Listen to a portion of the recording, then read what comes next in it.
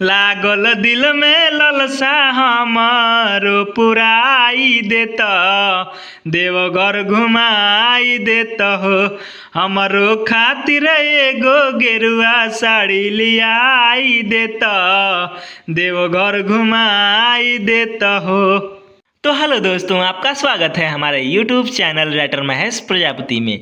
तो दोस्तों, आज हम एक न्यू ट्रैक बोल बम का सॉन्ग लेकर आए हैं जो कि फुल और फ्री है। कोई भी सिंगर इसे गा सकता है। मार्केट में बजने वाला मैटर है, हिट होने वाला मैटर है। तो चलिए स्टार्ट करते हैं बिना समय गवाए मुखड़े के साथ।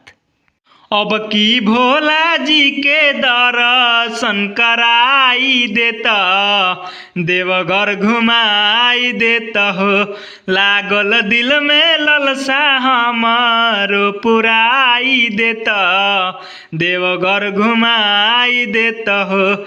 हमरो खातिर एगो गेरुआ साड़ी लियाई देता, देवघर घुमाई देता हो। आंध्रा फर्स्ट अरजी करब जाइके भोला त्रिपुरारी से, खाली हाथ आवे न केहू उनका दुआरी से।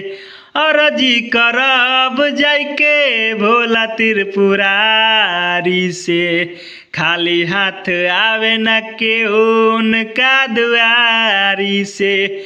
कि अपना संगे संगे हमरो टिकट कटाई देता, देवघर घुमाई देता हो। अब की भोला जी के दर्शन कराई देता, देवघर घुमाई देता हो। अंतरा सेकेंड ए हो सजन हमार मान कनवा, हमरो के ले चल बाबा के धामवा। ए हो सजन हमार मान कनवा, हमरो के ले चल बाबा के धामवा। कि महेश राज पिया छोटुओ के ले आई लेता, देवघर घुमाई देता हो।